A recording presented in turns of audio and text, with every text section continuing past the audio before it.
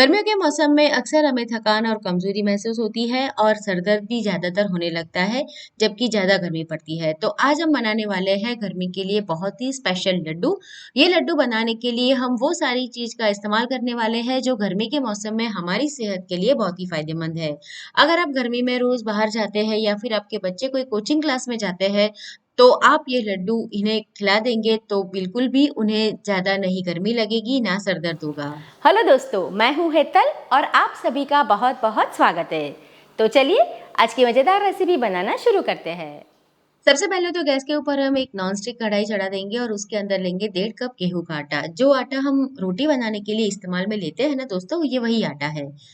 तो इसे हमें स्लो फ्लेम के ऊपर अच्छी तरह से भून लेना है। तो पहले हम इसमें घी ज्यादा नहीं डालेंगे, थोड़ा थोड़ा करके डालेंगे, लेकिन पहले इसे हल्का सा हम भून लेंगे।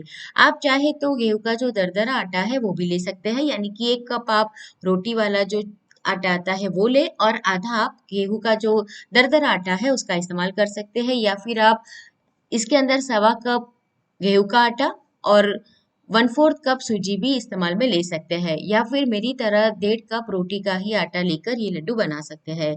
हमें इसे बहुत ही स्लो फ्लेम के ऊपर अच्छी तरह से भुनना है ताकि इसका जो कलर है वो ज्यादा चेंज ना हो, लेकिन वो अच्छी तरह से भुन जाए। जैसे जैसे ये आटा हमारा भुनता जाएगा ना, बहुत ही बढ़िया खुशबू इसकी आने लगेगी। तो पहले हम घी नहीं डालेंगे।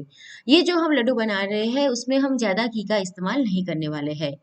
तो हल्का सा इसे हम इस तरह से चलाते हुए भून लेंगे, तकरीबन 3 से 4 मिनट तक स्लो फ्लेम पर हमें इसे भूनना है। और हो सके तो भारी तले वाली कढ़ाई या नॉनस्टिक का इस्तेमाल करें। अभी 3 से 4 मिनट हो गए हैं तो अब इसके अंदर थोड़ा सा घी डाल देती हूँ। तो यहाँ पर मैंने पिघला हुआ आधा कप घी लिया है और 3 चम्मच मैंने इसके अंदर अभी घी डाला है। इस तरह से थोड़ा थोड़ा करके हमें घी डालना है और ये आटा भून लेना है। ये आटा भूनने में कुल मिलाकर हमें 10 से 12 मिनट का समय लग जाएगा।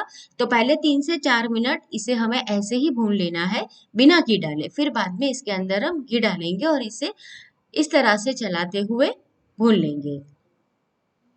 ये बात का आपको ध्यान रखना है दोस्तों कि गैस की फ्लेम है आपको बिल्कुल ही स्लो रखनी है ताकि इसका जो कलर है वो चेंज ना हो जाए, लेकिन ये बहुत ही बढ़िया तरह से भून जाए। जैसे जैसे ही हमारा आटा भूनता जाएगा ना, इसका जो टेक्सचर है वो थोड़ा सा सूजी जैसा होता जाएगा। जो बारीक वाली सूजी आती है ना, उस तरह का इसका टेक्सचर हो जाएगा।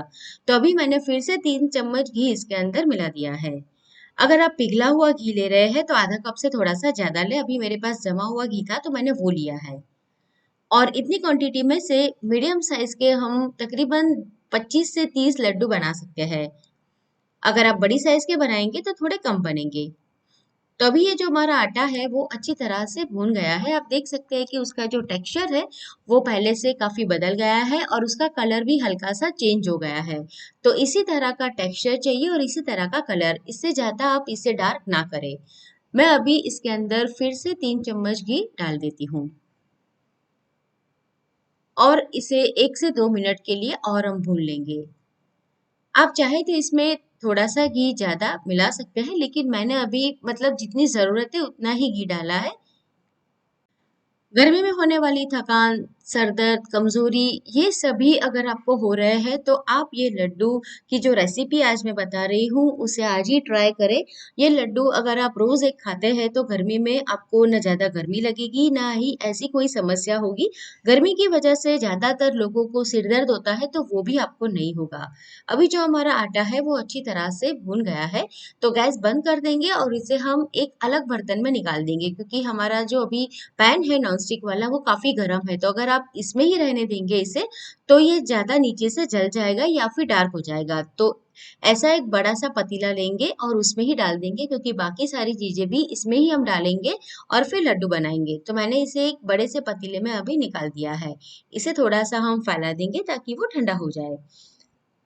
अब वही नॉनस्टिक के अंदर मैं 1 कप मखाने ले रही हूँ। मखाने बहुत ही ठंडे होते हैं और उसके अंदर बहुत सारी मात्रा में विटामिन फाइबर रहता है। तो मखाने का इस्तेमाल ये लड्डू में हम करने वाले हैं, लेकिन मखाने को हमें पहले इस तरह से भून लेना है।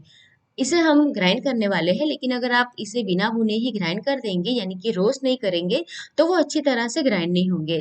तो इसे हमें अच्छी तरह से रोस्ट कर लेना है जब तक ये कुरकुरे नहीं हो जाते।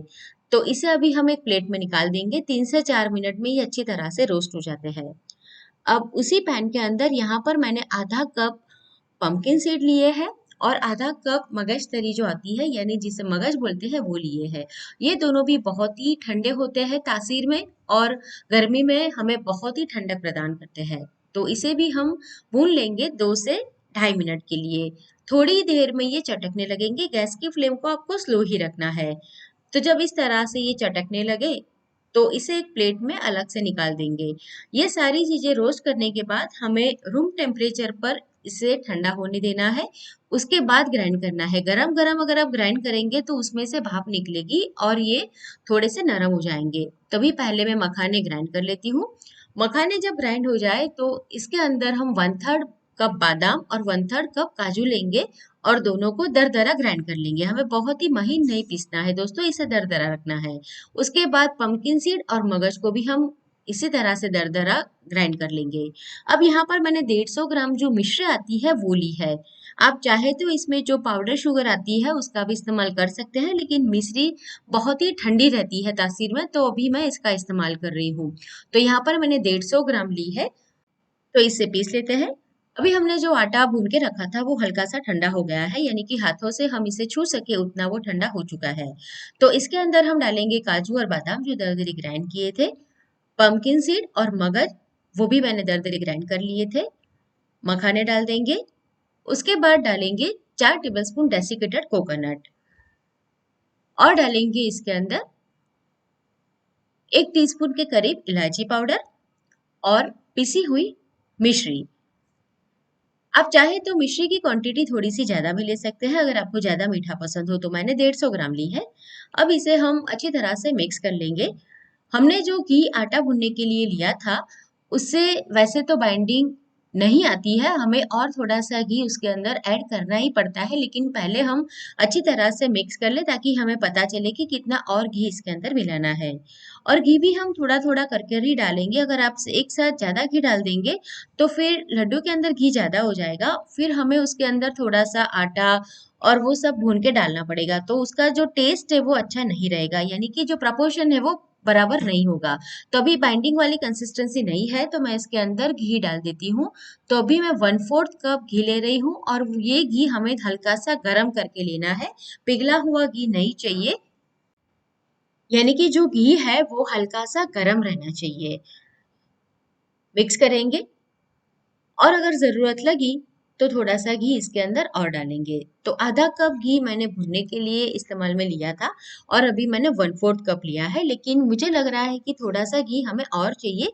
वैसे बाइंडिंग तो आ रही है, लेकिन जब ये ठंडे हो जाएंगे तो हो सकता है कि घी नहीं हो तो उसकी वजह से ये टूट जाए, मतलब कि अच्छी तरह से बाइंड नहीं हो पाएंगे। तो अभी मैं इसके अंदर 1/4 कप घी और मिला रही हूँ। और घी मैंने पहले से ही साइड में गरम करके ही रखा है। तो कुल मिलाकर मैंने आधा कप घी लिया था और ये घी सिर्फ पिघला हुआ नहीं था, हल्का सा गरम भी था। तो अभी बहुत ही बढ़िया सा बाइंडिंग वाली कंसिस्टेंसी आ गई है इसकी। तो इसमें से हम लड्डू तैयार कर लेंगे। लड्डू आप अपनी चॉइस के हिसाब से, मतलब बड़े छोटे आपको जो भी पसंद है वो बना सकते हैं। तो मैं अभी छोटे ही साइज के लड्डू बना रही हूँ। तो इस तरह से इसे बाइंड कर लेंगे। तो हमारा बढ़िया सा समर स्पेशल लड्डू बनके अभी तैयार हो गया है। अगर आपको एक ही साइज से लड्डू बनाने हैं तो हम क्या करेंगे, ये जो टेबल स्पून आती है उसमें ये भर देंगे और फिर उसी के नाप से सारे लड्डू बनाएंगे। तो क्या होगा कि सारे जो लड्डू है वो एक ही साइज के बनेंगे। और ये जो ऐसे छोटे लड्डू होते हैं तो एक ही बार में आप पूरा इसे फिनिश भी कर सकते हैं और ये ज्यादा हैवी भी नहीं होता है। तो मैं अभी ये छोटी साइज के, मतलब कि मीडियम साइज के लड्डू बना रही हूँ। बहुत छोटे नहीं है लेकिन मीडियम साइज के हैं। तो इस तरह से मैं सारे लड्डू तैयार कर लेती हूँ।